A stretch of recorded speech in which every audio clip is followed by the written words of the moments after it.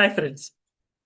అస్సాంలో అసెంబ్లీ ఎన్నికలు లాస్ట్ మూమెంట్‌లో కాంగ్రెస్ పార్టీ ఒక విచిత్ర ఆరోపణ చేసింది. ముఖ్యంగా ఆ పార్టీ నేత పవన్ ఖేడా ఎవరైతే హిమంత బిశ్వ శర్మ సీఎంగా ఉన్నారో అతని భార్యపై ఆమెకు ఇతర దేశాల్లో వీసాలు ఉన్నాయి. వీళ్ళంతా కలిసి 52,000 కోట్ల అవినీతికి పాల్పడ్డారు అని సంచలన ఆరోపణలు గుప్పించారు. అయితే పవన్ ఖేడా ఆరోపణల్లో నిజం ఎంత?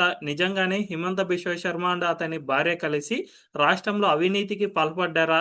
ఈ ఆరోపణల్లో ఏమేమి అబద్ధాలు ఉన్నాయి అండ్ ఈ ఆరోపణలు ఎందుకు చేశారు అనే విషయాలను ప్రస్తుతం మన ముందున్నారు జియో పొలిటికల్ అనలిస్ట్ శ్రీహర్ష గారు. వారిని అడిగి పూర్తి వివరాలు తెలుసుకుందాం. నమస్తే హర్ష గారు. నమస్తే హరి. ఇప్పుడు మనం చూస్తూ ఉంటే పవన్ ఖేరా ఆరోపణల వెనుక కారణం ఏమంటారు అండ్ ఈ ఆరోపణల్లో ఏముంది ముఖ్యంగా? హరి, ముందర మనం పవన్ ఖేడా ఇలాంటి ఆరోపణలు ఎందుకు చేశారో తెలుసుకునే ముందర ఆ ఆరోపణల్లో ఉన్న వాస్తవాలు ఎంతో మనం ముందుగా మాట్లాడుకుందాం. ఎందుకంటే దాని నుంచి మొదలుపెట్టి తర్వాత ఈ ఆరోపణలు ఎందుకు చేశారు అనే దాని గురించి చర్చిద్దాం. ముందుగా ఆయన ఏదైతే ఈ ఆరోపణలు చేశారో దీంట్లో కొన్ని ఫ్లాస్ ఏమున్నాయి అంటే, మొదటిగా ఆయన ఏదైతే భార్య పేరు చూపించారో రింకీ భుయాన్ శర్మది, నిజానికి అది మామూలుగా శర్మ ప్లేస్ లో సర్మాన్ పడింది. Spelling mistake, surname miss match అయింది. దాని తర్వాత వీళ్ళు ఏదైతే ఫోటో చూపిస్తూ ఉన్నారో ఆవిడది, అది ఒరిజినల్ ఫోటో కాదు. ఒరిజినల్ ఫోటో కాదంటే నార్మల్ గా వాళ్ళు నెట్ నుంచి తీసుకున్నది. మనం చూసుకున్నట్టయితే పాస్పోర్ట్ కానీ ఇలాంటి వాటికి బయోమెట్రిక్ ఇమేజ్ వాడతారు, అంటే అక్కడ తీసేలా. సో ఈ ఫోటో వాళ్ళు ఒరిజినల్ చూపించలేదు. అంటే ఈ వీళ్ళు ఏవైతే పాస్పోర్ట్లు చూపించారో, ఆధారాలు ఏవైతే చూపించారో ఇది నిజం కాదని మనకు అక్కడే రుజువు అవుతుంది. మూడోది, యుఏఈ ఐడి గురించి వీళ్ళు మాట్లాడినప్పుడు ఆ ఐడి సీక్వెన్స్ లో డేట్ ఆఫ్ బర్త్ ఏదైతే ఉందో అది ఆల్రెడీ తప్పు ఉంది. ఇది స్వయంగా ఆవిడే వచ్చి చెప్పారు. ఆవిడ ఒక జాతీయ ఛానల్లో మాట్లాడుతూ దీని గురించి మాట్లాడుతూ నా ఏజ్ తగ్గించారు, ఇంకా నాకు చాలా సంతోషంగా ఉందని ఒక సెటారికల్ కామెంట్ చేశారు. And at the same time నేషనాలిటీని కూడా వాళ్ళు తప్పుగా పెట్టారు. ఈజిప్ట్ కి ఏదైతే కోడ్ ఉంటుందో ఆ కోడ్ ని కూడా వీళ్ళు తప్పుగా వాడారు. దాని తర్వాత ఈ పాస్పోర్ట్ ఏదైతే ఎక్స్పైరీ డేట్ ఉంటుందో, వీళ్ళు ఏదైతే 3 పాస్పోర్ట్లు అన్నారో Egypt, UAE and Antigua and Barbuda, ఈ యాంటిగ్వా అండ్ బర్బుడా పాస్పోర్ట్ ది ఎక్స్పైరీ డేట్ మామూలుగా ఏదైతే ఉంటుందో అది మిస్ మ్యాచ్ అవుతుంది. ఎక్స్పైరీ డేట్ ది ఆ ప్రింట్ ఫీల్డ్ కి ఇంకా మామూలుగా ఉండేదానికి మధ్య. అండ్ ఈజిప్షియన్ పాస్పోర్ట్ మనకి తెలిసింది స్పెల్లింగ్ ఎర్రర్స్ చాలా ఉన్నాయి అండ్ అరబిక్ రిఫరెన్స్లు కూడా ఉన్నాయి. ఈజిప్షియన్ అని వచ్చే చోట ఈజిప్షియన్ డబల్ ఎన్ పడింది లాస్ట్ కి. దాని తర్వాత క్యూఆర్ కోడ్లలో కూడా కొన్ని మిస్టేక్స్ ఉన్నాయి. సో ఇలాంటి బేసిక్ మిస్టేక్స్ వీళ్ళు చేస్తూ వెళ్ళారు. అండ్ దాని తర్వాత వీళ్ళు ఏమన్నారు, యుఎస్ లో ఒక కంపెనీ కూడా ఉంది అని అన్నారు, వ్యామింగ్ అనే స్టేట్ లో. అయితే మనం కనుక ఈ వ్యామింగ్ సెక్రటరీ ఆఫ్ స్టేట్ వెబ్సైట్ కి వెళ్ళి చూస్తే ఏ కంపెనీ అయితే పవన్ ఖేడా ఉందని అంటున్నారు వీళ్ళ పేరు మీద, అది రిజిస్టర్ అయ్యింది, ఇన్కార్పొరేట్ అయింది April 3rd. అంటే ఈయన ఆరోపణలు చేసే 2-3 రోజుల ముందే, కరెక్ట్ గా 48 గంటల ముందే వీళ్ళు దీన్ని ఇన్కార్పొరేట్ చేశారు. అండ్ ఇది ఫైల్ చేసిన అతని పేరు కూడా ఏంటి అంటే ఆండ్రూ పియర్స్. బేసికల్లీ వీళ్ళే ఆండ్రూ పియర్స్ పని ఏంటి అంటే నాన్ యుఎస్ రెసిడెంట్స్ కి కంపెనీస్ ఓపెన్ చేయించడం, షెల్ కంపెనీస్ అవ్వనివ్వండి ఏవైనా. సో దీనికి బదులుగా తను కొంచెం ఛార్జ్ చేస్తాడు. సో దాని తర్వాత ఇతను మామూలుగా తీసేసుకుంటాడు, డబ్బు తీసేసుకుని షెల్ కంపెనీ కానివ్వండి ఏదైనా ఓపెన్ చేయిస్తాడు అనమాట. సో కరెక్ట్ 48 గంటల ముందే చేసిన తర్వాత ఈ వ్యాఖ్యలు చేశారంటే మేబీ ఎవరన్నా కావాలని చెప్పి క్రియేట్ చేసి వీళ్ళకి ఇన్ఫో ఇచ్చారా? సో ఇదంతా గనక మనం చూసుకున్నట్టయితే పాకిస్తాన్ ఆయన హిమంత బిశ్వ శర్మ గారు దీని మీద ఆరోపణలు ఖండిస్తూ ప్రెస్ మీట్ పెడుతూ ఆయన చేసిన వ్యాఖ్యలు ఏంటి అంటే, ఇవన్నీ కూడా పాకిస్తానీ మీడియాలో కూడా రన్ అవుతున్నాయి, పాకిస్తానీ సోషల్ మీడియాలో రన్ అవుతున్నాయి అన్నారు. అంటే పాకిస్తానీ సోషల్ మీడియా వాళ్ళకి, అంటే భారతదేశానికి ఒక ఎండ్ లో ఉండే పాకిస్తాన్ కి భారత్ లో ఇంకొక ఎండ్ లో ఆల్మోస్ట్ ఉన్న అస్సాం రాష్ట్ర ముఖ్యమంత్రి మీద ఆరోపణలు చేయాల్సిన అవసరం ఏముంది? సో అంటే సంహౌ పాకిస్తాన్ మన దేశంలోని వేరే పార్టీలు ఏమైనా కలిసి హిమంత బిశ్వ శర్మ గారిని ఓడించాలనుకుంటున్నారా? ఓడించాలనుకుంటే దానికి కారణాలు ఏంటి?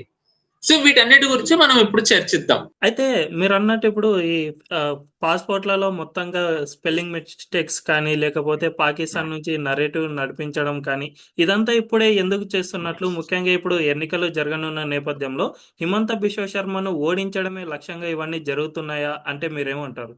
హరి, ఎందుకంటే కాదు, Himanta Biswa Sharma NDA alliance, north east democratic alliance అంటే నార్త్ ఈస్ట్ లో ఎక్కడెక్కడైతే బీజేపీ అధికారం ఉందో పార్టీస్ అన్నిటికీ కోయిలిషన్ గవర్నమెంట్ వాటికి కూడా ఆయన కన్వీనర్ నార్త్ ఈస్ట్ లో.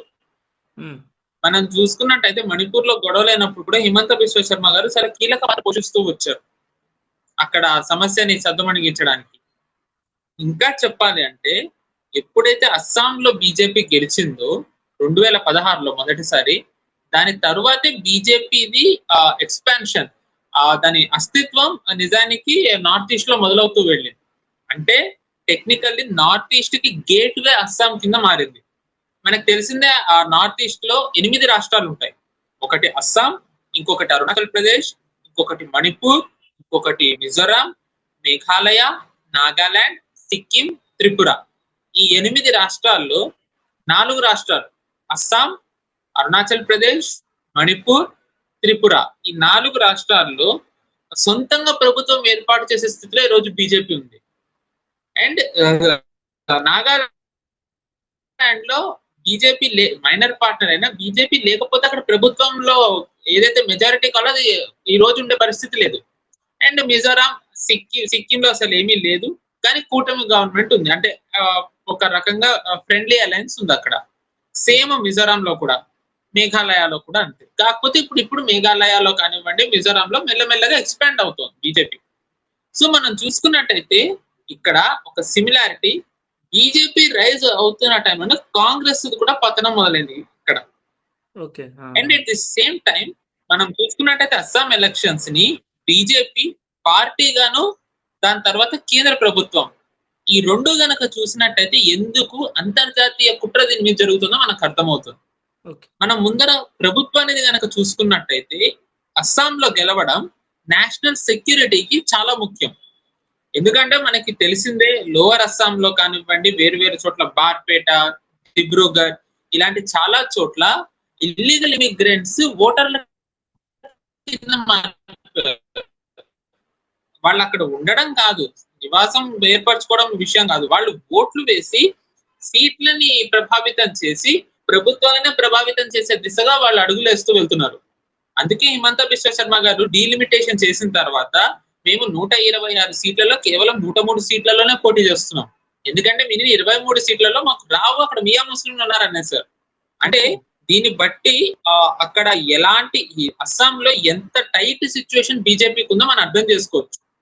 అండ్ ఇదే టైట్ సిచ్యువేషన్ లో ఉన్నప్పుడు అక్కడ ఎవరైతే కాంగ్రెస్ లో సంస్థాగతంగా హిందూ లీడర్స్ ఉన్నారో వాళ్ళందరూ మెల్లమెల్లగా బీజేపీలోకి వచ్చేస్తూ వస్తున్నారు. సో దీనివల్ల కాంగ్రెస్ బలహీన పడుతోంది. సో ఇప్పుడు మనం కనుక గమనించినట్టయితే బీజేపీ వచ్చిన తర్వాత అక్కడ ఇల్లీగల్ ఇమిగ్రెంట్స్ ఐడెంటిఫై చేయడం, చాలా మందిని డిపోర్ట్ చేయడం జరుగుతుంది. మనం చూసుకున్నట్టయితే కేంద్ర ప్రభుత్వం అంటే బీజేపీ కేవలం అధికారంలోనే, రాష్ట్రంలో అధికారంలో ఉండడమే కాకుండా కేంద్రంలో కూడా అధికారంలో ఉంది. అంటే బీజేపీకి 2 ఆబ్జెక్టివ్స్ ఉన్నాయి ఇక్కడ. పార్టీ పరంగా చూసుకుంటే అస్సాంలో గెలిచినట్టయితే దాని ప్రభావం నార్త్ ఈస్ట్ లో కూడా పడుతుంది. ఎలా అయితే 16లో పడిందో నార్త్ ఈస్ట్ లో, అలాగే ఆ ప్రభావం ఇంకా ఉంటుంది, ఇంపాక్ట్ అవుతుంది, ఇంకా పెరిగే అవకాశం కూడా ఉంది. సో పార్టీ పరంగా బీజేపీకి అస్సాం గెలవడం ముఖ్యం. అట్ ది సేమ్ టైం ఒక ప్రభుత్వంలో, కేంద్ర ప్రభుత్వంలో ఉన్న పార్టీగా అస్సాం ఎందుకు ముఖ్యం అంటే నేషనల్ సెక్యూరిటీ. మనం చూసుకున్నట్టయితే భారత్ బంగ్లాదేశ్ సరిహద్దు రాష్ట్రాలు ఏవైతే ఉన్నాయో, అమిత్ షా గారు ఇటీవల మాట్లాడుతూ బంగ్లాదేశ్ తప్ప అన్ని రాష్ట్రాలకి మేము ఫెన్సింగ్ వేసేసాము, ఇంకా మిగిలి ఉన్న రాష్ట్రం కేవలం వెస్ట్ బెంగాలే, అక్కడ ప్రభుత్వం సహకరించకపోవడంలో మేము ఫెన్సింగ్ వేయలేకపోతున్నాం అన్నారు. సో ఒకవేళ అస్సాంలో బీజేపీ ఇతర ప్రభుత్వం వస్తే గనక నేషనల్ సెక్యూరిటీకి ఎలాంటి థ్రెట్ ఉంటుందో మనకి దీన్ని బట్టి అర్థం చేసుకోవచ్చు. ఆల్రెడీ ఆ థ్రెట్ ఎంత ఉందో కూడా మనకి తెలుసు. ఉదాహరణకి లోవర్ అస్సాంలోని దిబ్రూగఢ్, బార్పేట లాంటి డిస్ట్రిక్ట్స్ లో మనం చూసినట్టయితే 2021లో బీజేపీ ఒక్క సీటు గెలవలేదు.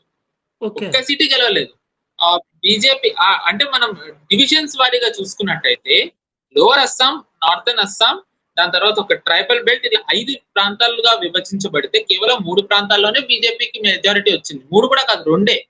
ఓకే. ఇంకొకటి చాలా స్లిమ్ మార్జిన్ తో ఉంది. హ్మ్. సో అంటే బీజేపీకి ఎంత టైట్ కాంటెస్ట్ ఉంటుందో మనకి దీన్ని బట్టి అర్థం చేసుకోవచ్చు. సో అందుకే బీజేపీ ఆల్ ఎఫర్ట్స్ పెడుతాం.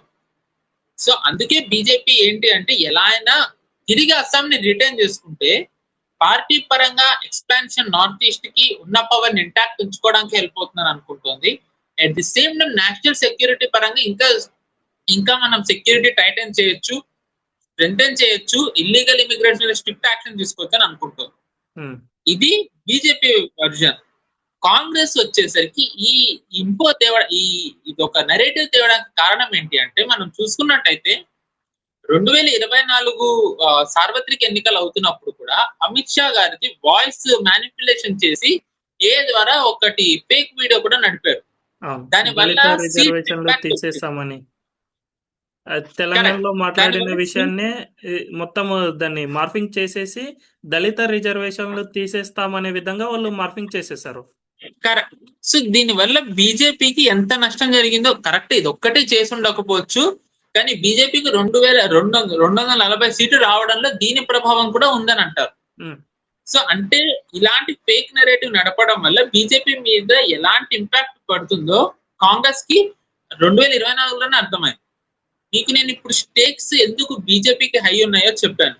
ఇప్పుడు మనం కాంగ్రెస్ విషయానికి వచ్చినట్టయితే ప్రస్తుతం ఇప్పుడు 4 రాష్ట్రాలు కేంద్రపాలిత ప్రాంతంలో ఎన్నికలు జరుగుతున్నాయి. అందులో కేంద్రపాలిత ప్రాంతం పుదుచ్చేరి అయితే రాష్ట్రాలు అస్సాం, దాని తర్వాత కేరళ, దాని తర్వాత తమిళనాడు, దాని తర్వాత వెస్ట్ బెంగాల్. దీంట్లో వెస్ట్ బెంగాల్లో కాంగ్రెస్ వచ్చే సూచనలు ఎవరికి కనబడట్లేదు. తమిళనాడులో మనకి తెలిసిందే అక్కడ ఉన్న ప్రాంతీయ పార్టీలదే ఆధిపత్యం. ఇంకా మిగిలిన రాష్ట్రాలు ఏంటి? అస్సాం, పుదుచ్చేరి అండ్ ఇంకా కేరళ. పుదుచ్చేరిలో కాంగ్రెస్ కి డిఎంకే కి మధ్యనే చాలా మనస్పర్ధలు ఉన్నాయి. ఫ్రెండ్లీ ఫైటర్ వాళ్ళల్లో వాళ్ళు 5 సీట్లలో కొట్టుకుంటున్నారు.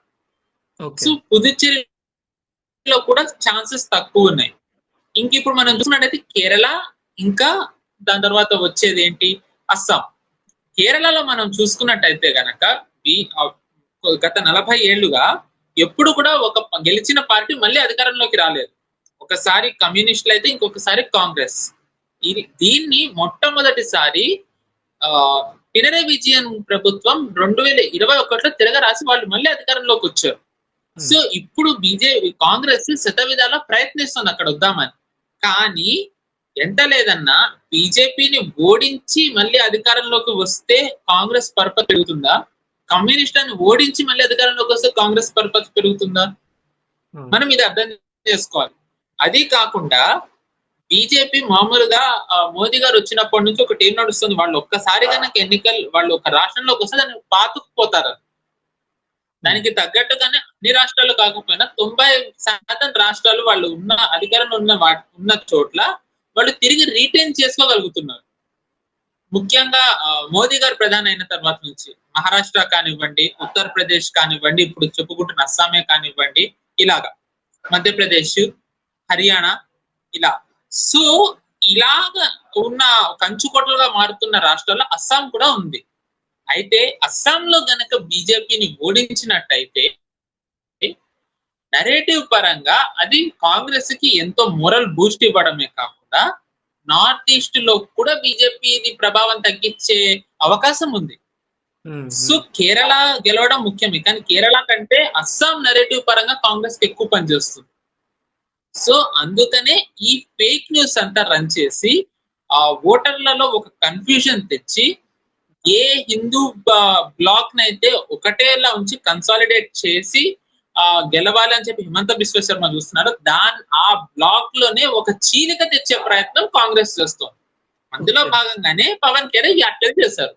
As simple as that. 2024 మళ్ళీ వీళ్ళు ఇక్కడ ఇంప్లిమెంట్ చేశారు. కాకపోతే మనం చూడాల్సింది ఏంటంటే 2024లో అయినట్టు ఇక్కడ అవుతుందా, లేకపోతే దీన్ని హిమంత బిశ్వ శర్మ తిరగరాసి మళ్ళీ అధికారంలోకి వస్తారా అనేది మనం చూడాలి. ఓకే. అంటే ఇప్పుడు హిమంత బిశ్వ శర్మ ఏమని చెప్తున్నారంటే ఇవన్నీ ఫేక్ నరేటివ్ కాబట్టి దీనిపై నేను కేసు ఇప్పటికే ఫైల్ చేశాను అండ్ అస్సాం పోలీసులు ఢిల్లీకి వెళ్లి సెర్చ్ చేయగా అక్కడ పవన్ ఖేరా లేరు, తెలంగాణకు వెళ్ళిపోయారని కూడా ఆరోపణలు చేశారు. ఈ కేసు భవిష్యత్తులో ఏమయ్యే అవకాశం ఉంటుంది? అంటే too early to comment on that Hari. ఎందుకంటే బేసికలీ ఇలాంటి ఆరోపణలు ప్రత్యారోపణలు మనం ఎన్నికలు చూస్తూనే ఉంటాం. ఉమ్, అమిత్ షా గారి మీద చేసిన ఏదైతే వాయిస్ మాడ్యులేషన్ ఉందో, మ్యానిపులేషన్, దాని మీద ఇప్పటివరకు ప్రభుత్వం ఎటువంటి చర్యలు తీసుకోలేదు. ఓకే. హిమంత బిశ్వ శర్మ గారు ఎంతవరకు వెళ్తారు అనేది చూడాలి. ఆయన అనడం అయితే చాలా సీరియస్ గానే అంటున్నారు.